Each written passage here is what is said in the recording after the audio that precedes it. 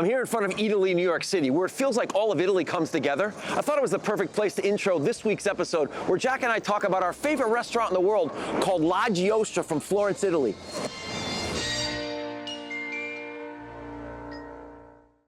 Jack, how are you? Tim, here we are again. Here we are. It's awesome. I've been thinking about something. I'm going to file it under the small world department. Small world. Yep. So what are the odds that two media guys from the tri-state area, if they were asked the question, what is your favorite restaurant in the world? That the two of us would say this little spot in Florence, Italy. It's kind of rare. And I want to tell our audience, Tim, that we do not plan or prepare for our openings. We come in, right. I'm cold on this one, right. But I know exactly where you're going. Right. It's incredibly shocking, actually, So that you were headed to Milan for the Olympics, right. and we're going to make a stop in Florence with your son and go to your favorite Just restaurant in the world. And Yep. I said, my favorite restaurant in the world's in Florence. And I said, what's it called? And you said, What's it called? La Giostra. So the restaurant's called La Giostra. Anyone listening should check it out. There's the vibe in there. I don't know, the candlelight, the old stone walls, The chef, the owner. the ravioli, the pear ravioli. Oh, and then there's Saldano. The Osso Buco is the best I've ever had or will ever have. And it was the first time I had it many, many, many years ago. And I went the first time it was soon after they opened, and the little boutique hotel I was staying in suggested it.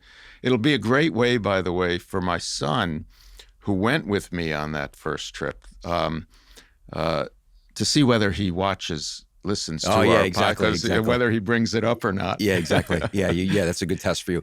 So Saldano, we're talking Florentine royalty. Mm-hmm. And you guys, I recommend anyone check it out online. This is, call it Iggy Pop meets a Renaissance portrait.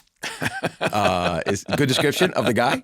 That's very good. He's got Tim. silver, about 40 or 50 silver rings on each arm. I'll leave it there. I'll let you guys check it out. But anyway, I just been thinking about what are the odds you and I are partnering on this venture, and that our favorite restaurant in the world is in Florence called La Giostra, the Carnival. And now I expect when you go there are other Americans and people from other countries. When I went, there was only one other American couple, and they were celebrating an anniversary and had a bottle. I think it was Cristal, and so they shared it with my son and I. Oh, no way! Yeah, Fun. and so it became not only a great restaurant, but a great memory. And every time I'm in Florence, which hasn't been unfortunately that many times, it's been my go-to. Yeah, awesome. I don't know. What a great story! I love that. And it's interesting because I grew up in Utica, New York, and it seems that whenever I meet someone else from Utica and ask what the favorite restaurant is, especially if they're a Yankees fan, because it was a big Yankees restaurant. It's called Ventura's, still around, still the same owners, and I went there every Friday night as a kid. And so that's a great way to connect with people is, through food. So right, totally. 1000%. And by the way, we sound like Stanley Tucci right now. And Discovering Italy. And we're sitting here at the ACAST studio, and you introduced me to, and I've gotten to know Greg Lenday from ACAST. And so I reached out to him because I'm going to be in Stockholm, and said, do you have any recommendations? This is the CEO of ACAST, for those listening. Yeah. And he got back to me immediately, and the first thing he says is, here's a restaurant you should go to. Right. So it's a real connector. Right. It's awesome. It's great. Awesome. Great story. Yeah, good. I want to kick off? Sure. All right, let's do it. So greetings, humans. Welcome to Lead Human. I'm Tim Spengler, along with my co-host, the futurist and author, Mr. Jack Myers. And our goal in about 30 minutes or so each week is to prove that despite the importance of data, dashboards, and AI, that the real competitive advantage in business is still a human one, and it is more so about unleashing the human potential. This is Lead Human. Welcome. Let's talk about our guest. Let's introduce. So Dan Callahan is our guest today. And Dan, I love Dan. He is right in the middle of the industry. And what I mean by that is he can talk from a visionary industry leadership standpoint, but he can go deep into the water on how it gets done. Mm-hmm. That's both from his IP, what he knows, and also his relationships. I'm definitely going to be asking him about how he can be so versatile and so broad and deep.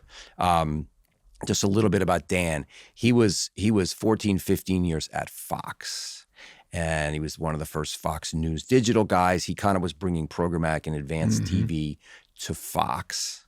He is now the chief revenue officer of Spectrum Reach, a division of Charter Communications. He's been there about 2 years. Dan has only 1,400 people that report to him in 91 markets. And he's doing it with aplomb from what I can tell. And he's a great guy, and that's who we're going to have on. You know what I love about having this conversation with Dan is exactly as you point out, his background. He's been immersed in the transition of the industry to programmatic, but also immersed in today in a part of the industry where Spectrum Reach and Charter Communications are really an outlier in the cable business, because cable, which was once like the hot word in media, is now almost an anachronism. Pay TV, it's called. And so the fact that Charter Communications is kind of hot on Wall Street as well as in the ad community gives him really a driver's seat in terms of how our audience can understand how the legacy business is successfully evolving through the digital age, into the streaming age, and winning at every point. So I'm excited to talk to him. Right, awesome. Let's bring him on. Let's bring him on. Dan, welcome. Hey, Tim, how are you? Good. Thanks for having me, Jack. Good to see you. Good to have you. I you guys. really appreciate you doing this with us today. No, it's fun to be here. Look forward to a good conversation. Absolutely. All right, let's jump right in. Okay. So our first question is kind of a grounding question. You may know it by now, but I'll ask it formally anyway. So it's less about what you do and more about who you are. Yeah. So Dan, tell us as a human being, who are you and what is it like to be you? Oh, man. I care a lot. You know, I love that word. Get told I wear my heart on my sleeve. I am very transparent, open, care about my people, my teammates, the company. I'm a family man. I've got 3 kids, wonderful wife, supportive family. Kids? I've got 7-year-old twins and a 5-year-old.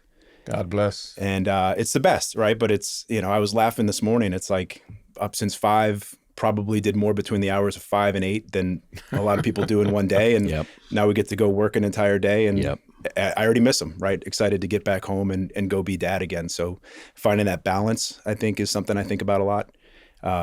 Oftentimes with my team and my direct reports, I often talk about your why, right? What gets you up in the morning? What gets you motivated? What makes you want to come to work and do the job? I do love what we do. I love our industry.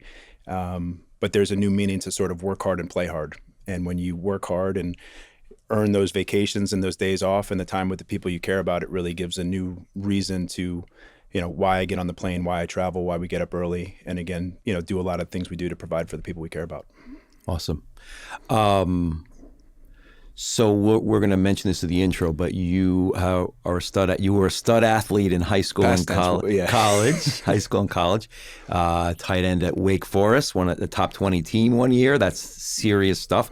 So I know you've been around great athletes and you've been part of great teams. Yeah. So take this any way you want about bringing the sports influences and learnings into the business of leadership. Absolutely. Had the fortune of great teammates, like you said. Something I had to learn really early on in high school was that there's really no alternative for hard work. Admittedly, I wasn't even the best athlete on my high school team. I had size, but I had to go to the gym. I had to run. I had to do extra things to make myself that much more competitive. I didn't start on the freshman football team, right? And Sounds like a Michael Jordan story. Heard a lot about it. Sounds like a Michael Jordan story. Not nearly a Michael Jordan story, but worked my butt off, right? And I think kind of set those goals and ambitions for myself and was able to get a college scholarship and go to Wake Forest. And you mentioned, Wake Forest, well known in the ACC, not necessarily a perennial powerhouse, but fortunate to be on a team my senior year that was picked to finish dead last in the ACC. And we won the entire conference. We beat Bobby Bowden, Florida State, 31-0. We beat Georgia Tech in the ACC championship. We went on and played Louisville in the Orange Bowl. And being in that team, being in that locker room, it was really a group of guys that loved one another. We cared about each other. We were together a ton. We hung out on weekends. We made it a point to get offense and defensive guys together. Teammates from all over the country, right? I was from New Jersey. My roommate was from Ohio, Kentucky, and Texas. So you come together as a family, all from different places, socioeconomic backgrounds, and you create a culture. Our coach, Jim Grobe, did that, where there was just a mindset that we were going to show up, we were going to work hard for one another, and we were going to sort of outperform our circumstances, being picked to finish last. So it's a we thing. Oh, 100%. I mean, our starting quarterback broke his arm the first game of the season. So it's like, you talk about adversity, right? And again, you've got mild expectations. No one's thinking anything of you. You think, yeah, we can be a little bit better than maybe the experts think we're going to be. And then you get hit with some unexpected challenges, right? Some adversity. We see that all the time in our business. And it's sort of, how do you get back up? How do you come back and practice and do your job the next day? So there's so many overlaps from sports to business. Some that I noticed early on was getting up, like we said, 5:30 in the morning. I still try to work out in the morning most days, as I've kind of done my entire teenage and adult life. It's a heck of a lot easier to get to your desk at 9 a.m. and turn the lights on and sit there and respond to emails than it is to go run stairs and do power cleans and do deadlifts. So I remember thinking that, honestly, in my first role, oh man, like this is easy. And looking around, and there's people, you know it, that can't show up, right? So there's a mindset here, and I like to instill it to the team. It's like, you can outperform half your competition by simply showing up. I think you can beat the next 4 by doing things with some urgency and some accountability. And the last 10% is a dogfight, right? And I like to say we're built for that fight. Like, let's bring it on, show up, be accountable for one another. 90% of the way there, we're winning. And then control the things we can in that last 10% and outperform that final 10% of our competition. And I like our odds. It's simple to say. Yeah. Right? Everyone's like, no duh, but not easy to actually lead teams through that, right? It is. It's hard. I think I've always been a leader, in sports. You're there, right? You're in the facility, you're in the building, in the New York office. We're here, we're physically present. The team that I manage now, we're across 91 markets, right? So there's a lot that has to happen virtually. There's a lot that has to happen through empowering my leaders and creating consistency and clarity of the message that it's trickling down, right? And is it getting to the people? Is it resonating the right way? Sometimes it's getting on the airplane. I'm taking a bunch of trips to go see some of our leaders across the country in the next few weeks. And I look forward to it. I really enjoy being out in the field and spending time with our people, because I think there's nothing like the human connection, the human conversation, them getting to know me better, me getting to know them better. So yeah, being a leader by example is hard, right? Because you want that proximity, you want people to see you and feel you. How do you do that when, logistically it's just not possible? And that's where you depend a lot on your other leaders, and you do have to make the trips, and you've got to send the extra emails sometimes and reach out to folks. But it's tough for sure. There's a lot to talk about leading across 91 markets, across streaming, traditional legacy media, and but I want to stay with the sports theme, and especially the context of the we in sports, and NIL, the name, image, likeness, reality, and how much that's changing to what about the I, and how do you look at the changes that have taken place over the last few years in our and the future of the NCAA? I'm torn. I think that it's a tough position, right? The NCAA, as we know in the media business, college sports make a ton of money, right? There's a ton of revenues. You could argue that those players, and when you look at some of the ratings from the Saturday games at noon on Fox to the NFL Thursday night games, right? The ratings are somewhat similar, right? So you could even argue maybe more people at certain times are watching college sports more than professional sports.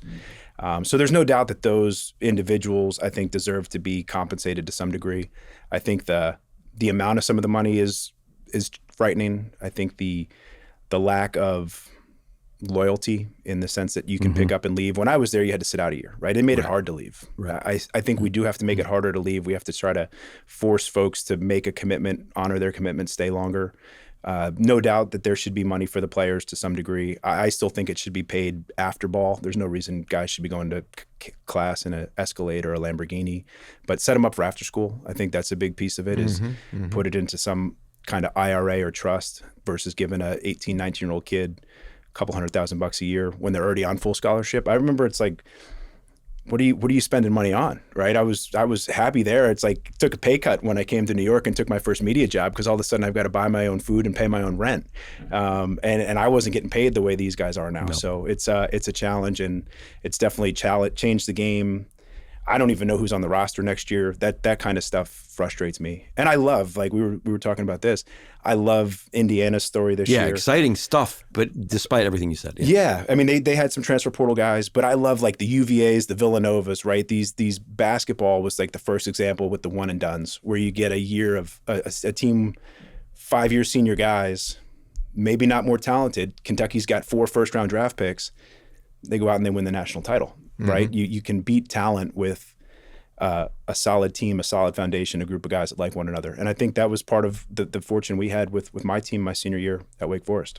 As a longtime Yankee fan, I can really think about how the core Yankee great teams were built on having a continuity of players so that you can go back and name years later. Totally. The starting lineup. I'm teaching at the University of Arizona now, where we have the number 1 team right now, as we're talking, in men's college basketball, 3 freshmen. Right. And 2 of those freshmen, they're talking about potentially going pro. Already. Yeah. And if not pro, certainly the portal. So can't necessarily look forward to any kind of continuity and coaching. So as a leader, as a coach, as a mentor, how do you work with people in their careers who are looking at the next step always? How do you keep them? How do you retain them? Yeah, I think you always want to create a culture of growth, right? You want to show opportunity. I feel really fortunate to be at a company that is growing. We are evolving, as is the entire industry. But we have opportunities for people internally to move up, to do different things within the company. I always like to say, like, challenge yourself. We've got to be comfortable being uncomfortable. I had a leader at Fox who once said, if you've bitten off enough that you're comfortably chewing, you haven't taken a big enough bite. I think that's something I try to... Do you remember who that was? That was Mike Mandelker. Okay. Mike Mandelker, sure. Great line. But it's a good reminder to say, take a bigger bite, challenge yourself. There's some complacency, right? And when you get asked that question from somebody who maybe hasn't raised their hand to take on an additional project or pick up an additional piece of business, you would respond differently. But you want to see that action and reward those that are constantly raising their hand saying, I want to go to that. I want to do that. Can I help with this? I think rewarding those people, and then folks seeing that those people are getting acknowledged, creates the culture down in the other departments. And the raise your hand is interesting. We recently spoke to Adam Gerhardt of WPP Media, and the headline is "Raise Your Hand," Raise your hand. And that's kind of his model of how he built his career, but also what he looks for in his teams. Absolutely. So, in that context, how do you look across culturally within the Spectrum Reach organization, 91 markets? Yeah. Geographically, you talked about your teammates from all over the country. Yep. How do you look at people both as a team, but then also recognize their individuality and where they come from and what their personal realities are? Yeah, no, it's our individual people, the talent on the street, the local community feel and DNA we have, I think is a point of differentiation for us as a sales organization. A big thing that I've put into practice is I want everybody to show up, though, and present the company the same way in the first 2 slides, right? Mm-hmm. How do we get on the same page? Who we are, what do we do, how do we do it? And then, yes, in every market, in every client conversation, there's maybe a nuance or a difference, or you're trying to solve for specific needs. But on the surface, right, we are one team, we are one company, we are the leader in connectivity, high-speed internet, video subscription services, and we want everybody to be able to say that, get that point across to kick off the meeting when they introduce what team they play for. Interesting. Okay, among your superpowers. Uh-oh. Yeah, this is for sure one of them. Your ability to both have a view of the industry, yep. 30,000 foot, but also be able to put the scuba diving gear on and go into the deep water. You're both. And I've watched that. Yeah. And that's both from your relationships and from your knowledge of the business. Yep. Both, I think. So be instructive here for the listeners. How have you been able to be that deep, wide and deep, both in your relationships and in your understanding of this changing business? Yeah. I had the good fortune of entering the business the year that I entered the business, right? If you think about what that meant to where we are today, linear TV was the only television. What year? It was 2006. Okay. We were just starting to stand up, websites, a couple of apps. I think I got a BlackBerry, right? My second or third year on the job. So had the fortune to enter the business at the right time, learn the foundations, learn the history, learn a lot about what this industry was built upon. But then on the first cut of new technology, new waves, I think at the time we were a publisher like 002 on AdMeld's platform, which I think was one of the first programmatic exchanges. So you talk about like being there at the infancy, probably one of the guys that's responsible for creating the acronyms, although I hate them all now, right? Trying to get rid of them. Yeah. But it's like, so yes, timing, dumb luck, right? I've got to give credit to that. But then it's being the hand raiser, right? Like I was the hand raiser. I wanted more. I was hungry. I wanted to be promoted. I wanted to make more money. I wanted to do all these things. So I was constantly asking Paul, asking Jeremy Steinberg, meeting guys across Fox, from Toby Byrne to Neil Mulcahy. How do I do more? How do I get to know these other folks? Leaders that I didn't work for that I admired and wanted to emulate. Folks like Sean Moran, right? Like you see folks in the business and you're like, man, that guy gets it, right? How do I show up like that? How do I behave like that? So it was like I was a sponge. I was learning. I was curious and interested, wanted to get ahead. So I was raising my hand to do more. I wanted to be Fox's first programmatic guy. Had the fortune of starting that at Fox News. And then it was Toby and Neil who brought me over to Fox Sports as their first VP of programmatic. And then that internal jump, if you were to look back, probably set me up for where I am today. Because then you get into Fox on Hulu. Then you get into Fox Networks Group. You get into the sale of the assets to Disney, you get into the acquisition of Tubi. So it was like all of these things that happened that I was in a front row seat for, maybe not the decision maker, but at the table in the room, exposed me to it, right? And it allowed me to expand the network, it allowed me to learn, allowed me to meet a ton of different people that provided technology, that provided data, that, bought media, measured media. So I'll give myself some credit there for maintaining those relationships. It's a lot, Dan. Right. I want to summarize that for 1 sec. So you said you were curious and leaned into the change in the business. Yes. But the other thing was you got proactive about the people who you emulated, who you wanted to learn from. Yep. You were proactive about getting to know them. Yep. Was that both inside your company and in the marketplace in general? Oh, absolutely. Okay. I think like one of the first trips I went on was to the IAB conference, probably 2009, 2010. And I remember, pulling up in the taxi cab to the JW Marriott with like a list of folks that I just wanted to meet. There you go. And Doug Fleming was at Hulu. He's a dear friend of mine now. He still makes fun of me. I walked up to him in the valet and I said, "Hey, great. Mr. Fleming, Dan Callahan would love to grab a cup of coffee and talk to you for 15 minutes. He still makes fun of me for that. But that's like really where I was at that third or fourth year in the business of, you saw guys and girls at different places doing things that were fun and emerging, and you wanted to get to know them, right? You wanted to meet them, you wanted to hear what they were doing and how they were doing it, and then bring some of the things that were working back to your organization. Perfect. So I love the way you tracked all the changes that took place that you were in the lead in. Programmatic, you talk about Tubi, the streaming, and the progression over the last decade or more of an industry that's been radically shifting, changing, constantly updating, upgrading. Now we have AI. Do you think it speeds up, slows down? Where do you think we are today looking forward? And what's your advice to those who are kind of navigating the Dan Callahan who went up to Doug Fleming's and shook his hand. Yeah. Look, I think the pace of play will only continue to accelerate. I believe I've leaned into technology this year. I think it's helping automate the routine if you can create and give yourself more time back in the day. But it's human leadership that creates trust and clarity and confidence. So it's really a hybrid of leaning into the technology, helping it automate day-to-day tasks, but it's still a relationship business, right? It's how can you do more with your time? How can you fit more into a 24-hour window? I was laughing with Tim walking in here this morning. It's, when you've got a team and a business the size of ours, there's probably something I should be reading, responding to 24 hours of the day.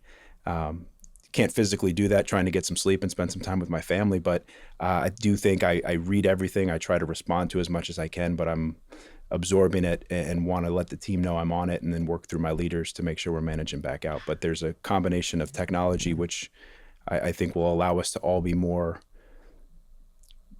productive. But it still is a people business. By the way, he's got 91 markets, we said. He's got 1,400 people, 600 account executive level, and 1,400 total that he's talking about never having. Crazy. It's a lot. So in that context, Spectrum Reach, part of Charter Communications, Charter has defied the odds. Yeah. Defied the odds in the stock market, defied the odds among industry analysts who, the multi-video programming, distributors, MVPDs. How have you, when you look, as you made the decision to come into Spectrum Reach and into a category that has been perceived as being on the decline, what do you think sets Spectrum Reach and Charter apart? Charter's at a unique moment where the services are great, right? Making sure our subscribers, our customer from a internet service provider, mobile phone, video subscription services are served. They're getting value for the subscriptions and the business that they keep with us. Selfishly for me, that creates marketing and advertising opportunities, but it all starts with that subscriber, right? Is we've got to provide them a value, and I'm excited about what we're doing with seamless entertainment. There was a great article in the Wall Street Journal yesterday about, not a huge number, but we added 44,000 video subs in Q4. And it's about this idea of a reimagined bundle. And I remember at Fox thinking, well, one, the distributors with addressability, with the internet data signal to the home, they kind of had all the right stuff, right? The industry was definitely moving in impression-based and data-driven advertising. So there was a curiosity for me to get to a place that had these data assets that still had inventory and was bringing them together. So the curiosity for Spectrum Reach peaked then. Now being here and seeing where we're at with the ability to include Disney Plus, Paramount Plus, HBO Max, these apps with your video subscription service and providing the value to the consumer and seeing the market respond positively, meaning people are excited about it. They find value in it. They're coming back. They're spending time in our environments watching TV with us, whether that's across linear streaming or these apps. I really do feel like we are in an exciting moment putting these pieces back together because it fragmented, right? Everybody cut the cord and thought D2C, pay $18 here, $20 here, that it was going to be more efficient, more affordable, and that ended up not being the case, right? So now you can come back. There's a reimagined bundle. It has everything you want back in one place, greater content discoverability, and the ability to navigate between apps and TV. That's always my frustration with Thursday Night Football or some of these games. Exactly. Where is it? Picking up different remotes and you're going into different places. Like what we've done with the voice-activated Zumo remote is amazing, right? And you talk about technology and giving people time back. It's, find the show you want in 30 seconds. I think there was a study done that said it takes about 15 minutes for somebody to find what they want to watch in today's kind of current fragmented ecosystem. So hopefully we can give some people time back. That's cool. That way as well. But really excited about where we sit today. And again, I think it's about quality services, value to the consumer, and then growing those customers. And with that, then growing my advertising customers because we've got more data-driven, highly quality impressions to serve the advertising community. So when you're in a data-driven world, a technology-driven world, when you're hiring, what are the qualities you're looking for when the marketplace is not just bifurcating, it's trifurcating, and you've got so many different communities that you're serving on the buy side. How do you build a team that works together when you've got the need for so many differentiated skills? Yeah, it's a great question. I think first and foremost, where I'm at today is my boss, Jason Brown, is an amazing guy. I've had the fortune of inheriting some folks that are wonderful and bringing in a few folks of my own. It's about creating the culture, right? Having the right leaders that create confidence and clarity and trust across the organization. Because we spend a lot of time with these people, right? Yep. Let's be honest. I mean, Monday through Friday, I'm with my colleagues more than I am my family. So you want to enjoy where you go to work. You want to enjoy who you're, going out and taking on these challenges with. So I think it's culturally first is primary. I think a lot of things in our world, as you can learn, right? Some of them have linear experience, some have digital experience, some have programmatic experience. It is very hard to find the perfect candidate. We oftentimes talk about 5 or 6 criteria on any role. And it's rare that you can find somebody that goes 6 for 6, right? You can find 4 of the 6, 5 of the 6, and you're again making a decision based on how that person's going to fit within your organization culturally, how they're going to show up and do their job on a daily basis. Are they going to be a hand raiser? Are they going to work harder? So I look for those types of things. And again, the business is moving so fast that I'm not going to hold it against somebody if they haven't learned something or been a part of something from the organization that they've been in, because how can you possibly be involved in all of it? It's rare. Tim and I like to kind of wrap, and then also what are the recommendations that we heard that 3 kids, young kids, any athletes among them? Not yet. We've got a gymnast, a couple musicians, and then my 5-year-old. Maybe he's an aspiring wrestler. I feel like I come home every night and just get tackled or punched. So I thought you had a tennis player in there. We got them all playing tennis. Right. They go back and forth on the tennis. Tennis and wrestling. They like the outside tennis. The paddle tennis. They're like, it's too cold. So I hear we just got to be careful with not mixing the two. You talked about the why being very important. The team and individual, and recognizing that within a team you've got to build from the individuals up, but ultimately it comes the team first mentality. Show up, be present, skills that not everyone has, and that especially those who are heads are in the computer. You've also got to show up in the human connections. You talked about the importance of understanding the history of the business and having the background that you have, and how important it is to understand where the organization that you're in and the industry that you're in, where it came from, how it evolved, how it got to where it is today. Being there at the infancy of things was really valuable to you. So taking advantage when things are changing the way they are now, what's happening right now. Timing being important. Raise your hand, kind of a key. We keep hearing that. And then reimagining, also recognizing that we're at a point where you're reimagining the bundle, but all of us in the world we're in today have to reimagine not only where we are today, but where we're heading. Yeah, I think it's spot on. Here's 2 I liked. Nothing really beats the hard work. It doesn't sound glamorous, but if you want to be successful, it's kind of ingredient number 1. Yep. I love that. I also loved when I asked you about how do you have such a great network up and down the industry, and you said being proactive, like going out to meet these people, asking to meet them. I just love that as like advice for everybody, because it is still a people game that we're in at the end of the day, and how else are you going to do it? Right. I mean, you have to do it. Yeah. I love that. Dan, thank you so much for being here. Thank you both. Did we miss anything? Yeah, good.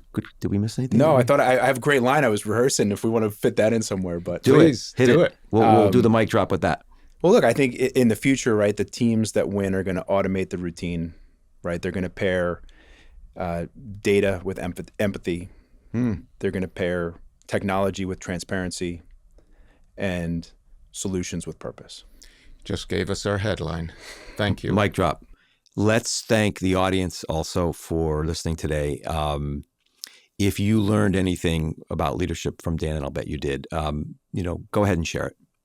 And help us on this mission now with Dan to lead human, because we know that even though machines and data and AI do matter, that the real competitive advantage in business today is still about unleashing the human potential.